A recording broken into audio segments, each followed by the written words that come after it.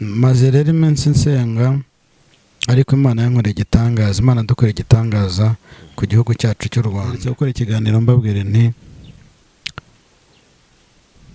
Abanyarwanda sinzi umugani nasanze babanga ubundi Imana yerirwa ahandi, ngaruka nkamusanga muri wa mwanya, muri wa murongo, kubera ko yatuye, kubera ko yihanganya, akihangana, agasenga, gahora n'ibimugerageza, akangumaho, kamenya ko ndi Imana. aho ngo niho ugiye gutabarwa. Ubushize nabahaye message yo ko Imana yambwiye ngo Abanyarwanda dusenge, hari ikiraro Imana igiye kutwambutsa.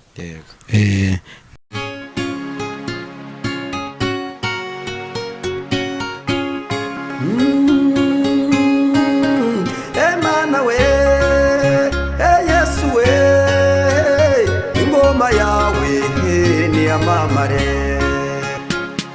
Reka tubasuhuze kandi tubifurize amahoro y'Imana aho muherereye hose, abari mu Rwanda n'abari hanze igihugu cy'u Rwanda, mwese ni mugubwe neza kandi mugubwe neza cyane. Nkuko mubibona kuri kamera zacu turi kumwe n'umukozi w'Imana. Uraho neza? Muraho. Yesu nashimwe. Yesu ahimbazwe cyane. Amakuru y'iminsi? Amakuru turaho, turashima Imana.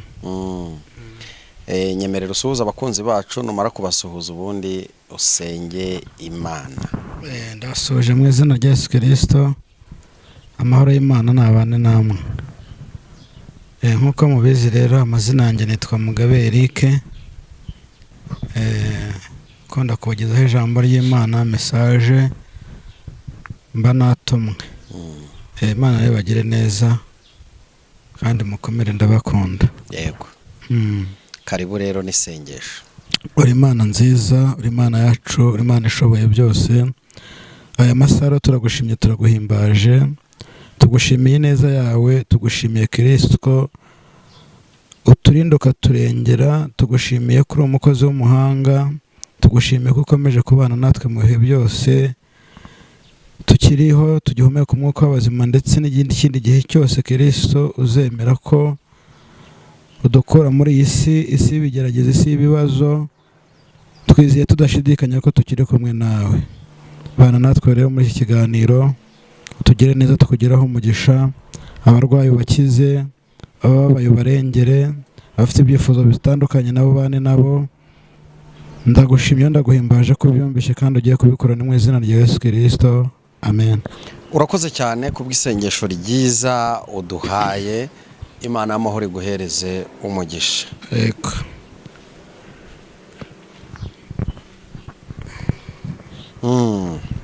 Imana iguhereze umugisha, kuko umugisha ni wo wa mbere, ibindi byose burya ni ubusa. Iyo umuntu afite umugisha aba afite byose. Eric Mugabe, ubushize twagiranye ikiganiro, nubwo aribwo wari ukiva mu burwayi, twagiranye ikiganiro utubwira ko byanga byakunda ufite gahunda nyinshi, ufite projet nyinshi, ufite projet zo gukorera Imana, ufite projet zo kubaka urugo, wavuga ko ufite gahunda nyinshi. None uyu munsi projet zawe urabona zirimo zijya mu buryo? Nta kibazo. Nta kibazo. Hamwe n'Imana, ariguhiringiye Imana nta cyabura. Kuko Imana yacu ishoboye byose. Nta kinanira rero. Ikibi ni ugutandukira ukava mu mwanya urimo. Kandi n'umuririmbyi yaririmbye aravuga ngo urava mu murongo harinjiramo undi. Buriya watandukiriye ukava mu murongo, hari undi uba ufite gahunda. Mbese uba wimukiye ukomeza. Iyo wimukiye ukomeza rero, abakomeza baragenda bakajya muri wa mwanya wari urimo.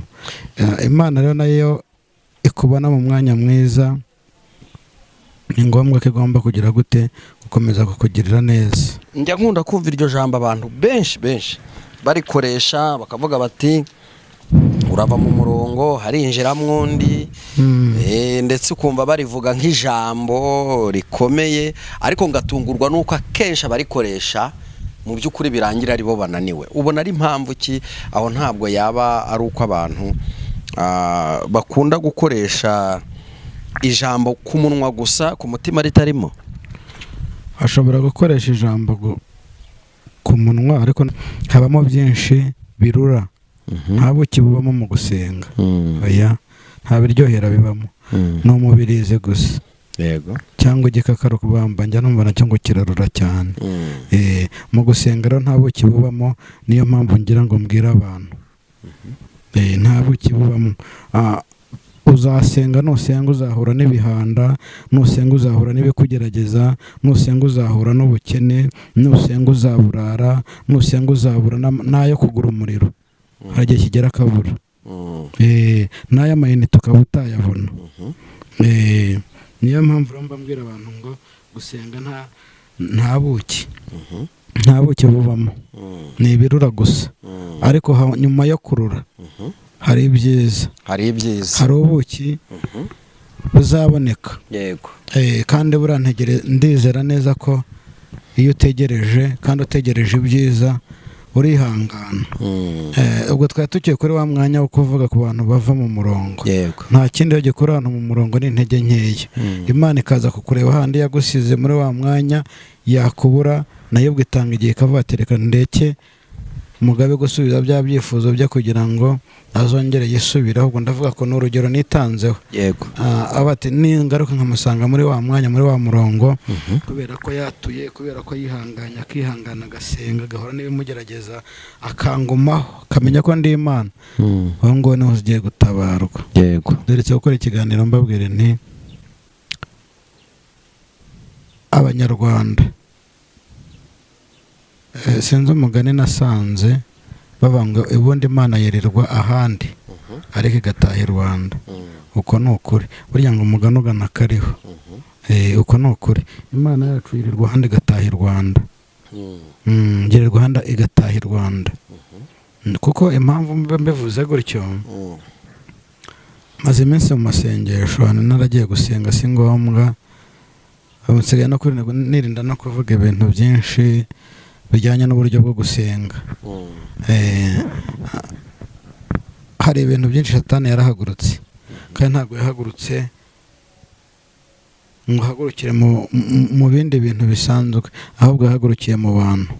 Niyo mpamvu rero kujya kuvuga ukavuga ngo mvuye aha cyangwa ngiye aha ntabwo ari byiza. Satani yarahagurutse.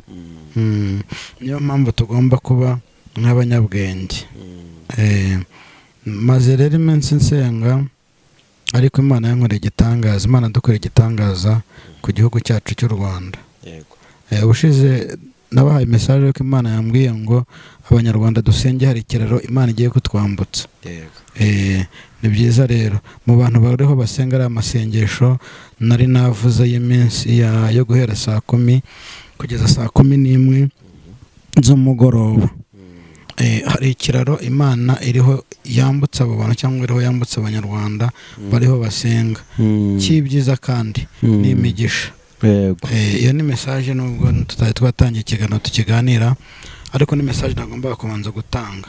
N'undi wese utarasenga ari amasengesho, ndagira ngo mubwire ngo nukuri nakanguke asenge, kuko hari ibyiza tugiye kumutanga. Hari ibyiza. Igihugu cyacu kigiye guhura n'umugisha. Yego. Tugiye guhura n'umugisha. Arega buriya niyo mpamvu nakubwiye ngo iyo ubabaye cyane cyangwa ukababazwa cyane, hari igihe kigera Imana ikabona ko wihanganye. Igihugu cyacu Abanyarwanda twarihanganye. Twihanganiye ibyatubayeho, twihanganira ibitugerageza, ibyatugerageje, ariko Imana igiye kugira gute? Igiye kudutabara. Igiye kudutabara, ishyireho iherezo ry'agasuzuguro k'abanyamahanga. Yego. Buri abanyamahanga uzi ko badusuzugura. Baradusuzugura, ariko Imana yanze agasuzuguro. Yego. Imana yanze agasuzuguro. Hari message mperutse Imana iherutse kunyereka. Niyo mpamvu ntabwo nshaka kubabwira aho narindi, ariko nari ndi mu karere ka Rwamagana. Imana iherutse kunyereka message imbwira ko hari igihugu gikomeye cyo mu bihugu by'Uburayi. Inyereka ko hari urukingo bari bagiye kuduteza, baragiye guteza ku gihugu cy'u Rwanda. Urwo rukingo rukaba rwagombaga gukingirwa na buri wese, kugira ngo buri wese rukinge, yaba umugabo yaba umugore yaba umwana, wajya ujya kubyara ukabyara umuntu utagira amaguru cyangwa amaboko, ubwo si byo si ishimwe, icyo si cya kiraro turiho twambuka. Hari ibindi rero byinshi Imana igiye kutwambutsa. Ndagira ngo ababyeyi bari bukurikirane iki kiganiro, abagabo, abantu bose, buri muntu wese aba umubyeyi, n'utaraba umubyeyi azaba we. Icyo nagira ngo mbabwire rero nuko mwamfasha tugashima Imana ku bw'icyo kintu, kuko Imana yakoze igitangaza gikomeye cyane. Ntabwo byambuza kubivuga.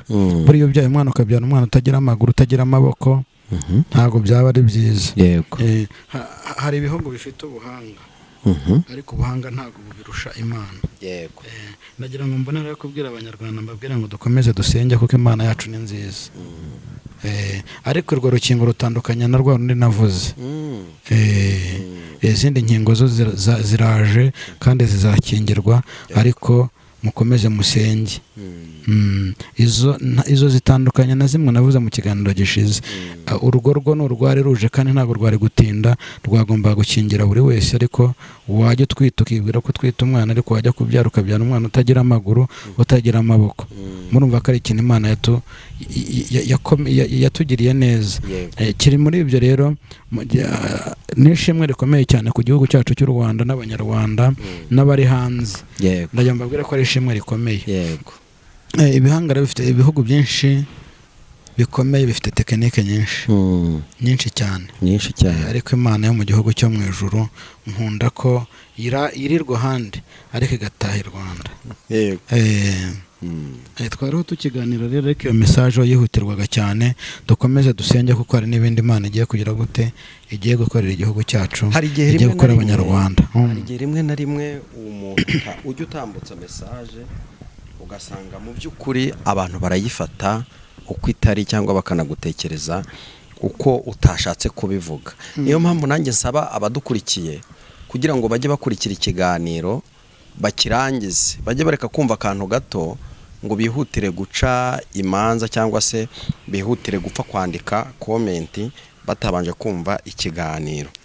Urakoze cyane. Ubushize nabonye muri commentaire mbona umuntu wanditse ni mu kindi kiganiro, ariko ngo sinzi umuntu yari ari havugaho nawe w'umuhanuzi w'umudamu, numva aravuze ngo eko se ko ngo mureba banga kuki bamugabo we mutabavuga. Ndatekera ndabaza se bamugabe bavuga iki? Bavuga iki? Yanditse muri commentaire. Buriya nibyo nkunda kubwira abantu, ntago abantu twese ariko dukunda igihugu cyacu. Harimo abantu rwose harimo abantu bigize akahebwe, bigize ba rutare, baba bumva ko ku bwacu nta munyarwanda wagira amahoro, nta muturage wo mu Rwanda wagira amahoro, ahubwo kumva ko ibintu byahora byacitse. Iyo mvuze rero gutya nkavanga Imana igiye kutugirira neza, Imana igire neza abanyarwanda, barababara. barababara pe. Ba kubabara rero, kandi n'ushaka kubabara nakomeza ababare. Ibyo ni akazi ke. Ntabwo bizabuza Imana yacu gukomeza tugirira neza, ntabwo bizabuza Imana yacu gukomeza gukora icyo yatugambiriyeho. Gusa icyo nabwira abanyarwanda, icyo nabwira abaturage, nuko tugomba gusenga, kuko dufite ubuyobozi bwiza buduha umutekano. No kuba nicaye gutya kuri kamera ni ukubera umutekano mfite, ni ukubera umutekano nawe afite n'undi muturage wese. Abantu rero mukomere. Ndagira ngo mbabwire message nshaka kubaha, cyane cyane abatekereza gutyo, abafite imyumvire itandukanye nuko bumva ibiganiro ntanga cyangwa message ntanga. Ndagira ngo mbabwire noneho mbakuriragaho ukuntu ko no mugani bajya baca. Mwihangane niba mbivuze nawe, ariko ni ikinyarwanda nuko bivugwa mu Kinyarwanda. Ndagira ngo mbabwire ko ubu igihugu cyacu kigiye kuba intangarugero. Ni ukuri kwisi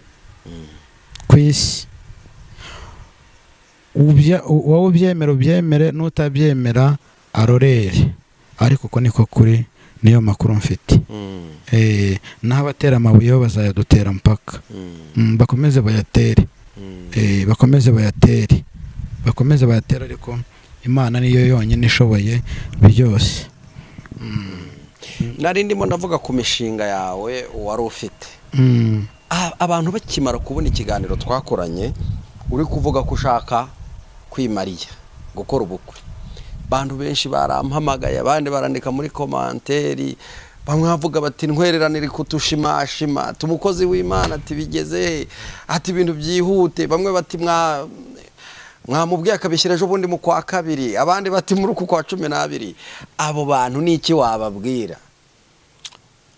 Icyo nababwira ko niyo mpamvu nababwiye ngo buri Imana igikemura ibyacu ikabikemura bitaranatugeraho. Yego. Ubukweho na mu gitondo nabukora kuko mu ijuru ho bwarangije kuvivuka. N'ababyeyi barahari. N'ababyeyi barahari, abazabuhagararira barahari. Ndabizi abo dusenga na bose, hari abambere ababyeyi, hari abambere babashiki banjye, hari abambereye ba papa, barahari rero. Ahubwo ne bakomeza imikenyero. Bakomeza imikenyero. Numveshe haretse ko yinjira ndaza kuza nanjye kukubaza kuko mfite amakuru. Urabyumva? Yego. Mfite amakuru ngenda nkura hirya no hino afite ikintu avuga kuri Mugabe. Ariko abantu benshi oya tubwire twebwe urabona kumva ngo Mugabe ni abantu banyandikiye no muri comment abantu bagiye ku kiganiro twakoze ubushize wambaye ishati y'intuza y'ubururu barazibona izo comment kumva ngo umuhanuzi Mugabe nta munyarwanda wagira amahoro, nta muturage wo mu Rwanda wagira amahoro, ahubwo kumva ko ibintu byahora byacitse. Iyo mvuze rero gutya nkavanga Imana igiye kutugirira neza, Imana igire neza abanyarwanda, barababara. Barababara pe. Bakubabara rero kandi n'ushaka ko babara nakomeza babare. Ibyo nakaze ke biramo. Ntabwo bizabuza Imana yacu gukomeza tugirira neza. Ntabwo bizabuza Imana yacu gukomeza gukora icyo yatugambiriyeho. Yego. Gusa icyo nabwira abanyarwanda, icyo nabwira abaturage nuko tugomba gusenga kuko dufite ubuyobozi bwiza buduha umutekano. No kuba nicaye gutya kuri kamera no kubera umutekano mfite. No kubera umutekano nawe afite n'undi muturage wese. Abantu rero mukomere. Ndagira ngo mbabwire message nshaka kubaha. Cyane cyane abatekereza gutyo. Yego. Abafite imyumvire itandukanye nuko bumva ibiganiro ntanga cyangwa message ntanga. Ndagira ngo mbabwire no mbakuriragaho kubonenya ko no mugani bajya baca. Yego. Mwihangane niba mbivuze nawe ariko ni ikinyarwanda. Oya nuko bivugwa mu Kinyarwanda. Ndagira ngo mbabwire ko ubu igihugu cyacu kigiye kuba intangarugero. Ni ukuri. Kwisi. Wowe ubyemere n'utabyemera arorere. Ariko uko niko kuri niyo makuru mfite. Naho abatera amabuye bazayadutera mpaka. Bakomeze bayatere. Bakomeze bayatere ariko Imana niyo yonyine ishoboye byose. Nari ndimo ndavuga ku mishinga yawe wari ufite. Abantu bakimara kubona ikiganiro twakoranye uri kuvuga ko ushaka kwimariya gukora ubukwe. Bantu benshi barampamagaye, abandi barandika muri komanteri, bamwe bavuga bati ntwereranire kutushimashima, tumukozi w'Imana ati bigeze, ati ibintu byihute, bamwe bati mwamubwiye akabishyira ejo bundi mu kwa kabiri, abandi bati muri uku kwa 12. Abo bantu niki wababwira? Icyo nababwira ko niyo mpamvu nababwiye ngo buri Imana igikemura ibyacu ikabikemura bitaranatugeraho. Yego. Ubukweho na mu gitondo nabukora kuko mu ijuru ho bwarangije kuvivuka. N'ababyeyi barahari. N'ababyeyi barahari, abazabuhagararira barahari. Ndabizi abo dusenga na bose, hari abambere ababyeyi, hari abambere babashiki banjye, hari abambereye ba papa, barahari rero. Ahubwo ne bakomeza imikenyero. Bakomeza imikenyero. Numveshe haretse ko yinjira ndaza kuza nanjye kukubaza kuko mfite amakuru. Urabyumva? Yego. Mfite amakuru ngenda nkura hirya no hino afite ikintu avuga kuri Mugabe.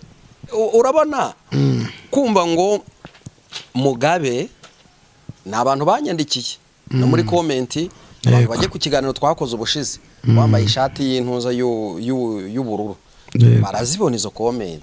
Kumva ngo umuhanuzi Mugabe mbega ubukwe we uzika n'abamarayika bazabutaha.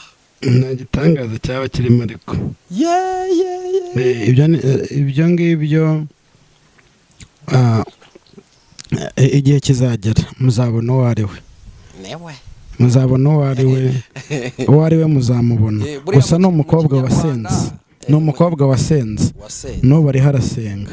Ni umukobwa wasenze. n'ubu ariho arasenga kandi uwo ari we yarambwiye ati si ngombwa kubivuga kuri kamera, nta nubwo ari ngombwa ngo uvuge izina ryanjye, ariko arahari yaranasenze kandi afite amakuru nawe. Naho risaje z'ukuri, mbese nk'umukozi w'Imana nta buryarya ku Mana, nta cyatuma rero ntamukunda. Naho ubukwe bw'ahubwo nibatangire badutwerere kuko ubukwe buri hafi, batangire bakusanye ibika ahantu mu minsi mikeya, mariage bibi ibintu bizaba cyane rwose cyane. Ndagira ngo mbabwire ngo cyane, ariko wowe ngo muzamubona kuri uwo munsi. Abantu benshi urumva ntago byoroshye, ariko hari igihe kizagera amatsiko agashira. Kandi ndizera ko umukobwa yasenze Imana ivuga. Ntago rero dushaka Imana y'ikiragi, twe turasenga Imana ivuga kandi ikora ibitangaza, ikora imirimo n'ibitangaza. Abarundi nibo baririmbye baravuga ngo iyo ivuze biraba, yategeka bigakomera.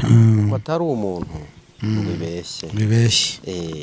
Twizera ko isaha y'Imana yigeze, nta kijya kikoma mu nkokora. Nta cyayikoma mu nkokora. Igihe cy'Imana yo cyageze, ibintu byose bigenda neza. Iyi Imana yakwitayeho, ariko nawe ntiwirangareho, kuko hari abantu Imana ikunda ariko bo gasanga bayanga bate, irabakunda bo bagakora ibibi. Kandi Imana yo yagukunze ibishaka kugira ngo ugende mu murongo mwiza, bitere benshi guhindukira, bize gutuma nayo ikugirira neza. Uyu munsi rero ntabwo byaba ari igitangaza cyane, ahubwo turifuza ko bibaye byiza buriya bukwe bwazakorwa ufite imodoka yawe. Ngiye mu cyifuzo cyane byiza, n'ubundi naraye nyibonye mu iyerekwa, imodoka nziza. Nziza. Hari abantu rero tujya dusengera baduha ibyifuzo, bakavuga umukozi w'Imana wavugana n'Imana, dusengere iki cyifuzo Imana gisubize. Turasaba ntago dutegeka, Imana yacu ntago itegeko. Turasaba tukinginga. Uvuze ku imodoka natangiye kuyibwirwa mu kwezi kwa gatanu, nanjye nkanayibona. Nkanayibona. Ariko ubu kugeza ubu Imana yatangiye inyereka, n'ubu kuri uwo munota n'iri joro nayibonye. Ntago ndayibona rero. Abantu bihanganira amasezerano. Kuva mu kwezi kwa gatanu k'uyu mwaka turimo, nanjye imodoka ndayibwirwa na nijoro Imana yayinyeretse. Kuko Imana yayinyeretse impamagaye no mu izina. Byampamagaye mu izina, irambwira ngo Eri. Nanakangutse nshigukira hejuru ngira ngo n'uwo tubana umpamagaye, aheze ngo niwe umpamagaye. Ariko nyirongera nyereka, irambwira ngo mwana wanjye ni jyewe. Yongera yinyereka. Ubwo rero bitagutangaje, ni imodoka nziza cyane. Ubwo rero bitagutangaje, igihe cya biriya birori ugiye kubona ukabona nanjye nyirimo. Imana yacu ikora ibitangaza cyane rwose. Imana ni igitangaza. Imana yacu ni nziza, ni urukundo, ni umufasha utajya ubura kuboneka mu byago cyane no mu makuba. Kandi mu bubiko bwayo n'imodokari zirimo, gusa se n'amazu meza arimo, no kujya hanze birimo, n'abakobwa beza basenze baba bari mu kabati. Niko bamwe bajya bavuga ngo batiyandurishije ibyo kurya by'ibwami. Abakobwa Yesu yarashyize mu kabati hariya, ngo bitwaye neza cyane. Barahari, ni ukuri. Barahari kandi b'umugisha. Atari wa wundi uzazana ngo ejo bundi muzabe muguruka gutera imyuka, gutera imbabura. Ntago ari abo nje nshaka. Njye wanjye naramubonye arahari, kandi nzi ko yasenze kuva kera. Yarasenze. Imana ishimwe cyane. Njye usinyivuga ko ntafite n'umugore, ndamufite. Kuko ufite sheri. ijoro ryamaze guteraho kashi cyane, hasigaye leta, hasigaye na pasiteri. kubyereka abantu, Mbese ariko mu buryo kubyereka bw'umwuka ho byararangiye byararangiye. Ni ukuri, cyane. Imana ihabwa icyubahiro. Tugana ku musozo, reka ngusabe kugira ngo nimba hari ikindi wavuga nurangiza utambutse nimero ya telefone udusengera Imana. Uretse ko ndahamya neza ko hari abantu badafite nimero yawe, ariko tugenda twunguka abandi, nanone ni byiza kugira ngo tujye duhora tuyitambutse. Urakoze. Icyo nakongeraho nabwira abantu badukunda badukurikira, ni abantu babonye nimero zacu, ni abantu bumvisha ubutumwa bwiza bwacu dutanga guhera mu kwezi kwa gatandatu tukaba tugeze mu kwa 12 ku itariki ngira ngo enye n'eshanu. Ndagira ngo mbwire abantu ko nimuduhamagare dusenge, nimuduhamagare dusenge, wikinangira. Hari n'abajya kumpamagara, Imana yabinyeretse iri joro, hari abantu bajya kumpamagara niba ari umwanya muke, niba ari iki, bakongera bakarekera, kandi bakurikiye ibiganiro byacu kuva mu kwezi kwa gatandatu k'uyu mwaka, bakageza muri uko kwa 12 batagira gute batampamagara ngo dufatanye dusenge. Baduhamagare rero, baduhamagara dufatanye dusenge, kuko Satani arimo arabiba. Arabiba kugira ngo uhamagara umukozi w'Imana ngo musengane, akakwiba akagushyira mu gahugi. buretse uzamuvugisha. Oya, Imana yambwiye ngo mbabwire ngo ndanabasengera mu kanya, ngiye kubasengera kugira ngo Imana ibahe imbaraga, muduhamagare dusenge. Hari abantu bafite imyuka mibi, hari abantu boherezwa imyuka mibi. Mu buryo bw'umwuka twe turabibona, ariko abantu ntabwo benshi babyemera ko imyuka mibi ibaho. Imyuka mibi ibaho, ukaba uri i Burayi hamaze imyaka 20 n'indi, kandi ukora, ukaba ugikodesha, nta nzu yawe ugira. Ndagira ngo mbabwire ngo imyuka mibi irahari. Tambutsa nimero ya telefone. Nimero yanjye ni 0782 96 97 41. Karibu n'isengesho. Uri Imana nziza, uri Imana ishoboye byose, uri Imana yabanye natwe Kristo. Turagushimira, turaguhimbaje kuri uyu musozo w'ikiganiro. Mwami watubwiye abajya batekereza kuduhamagara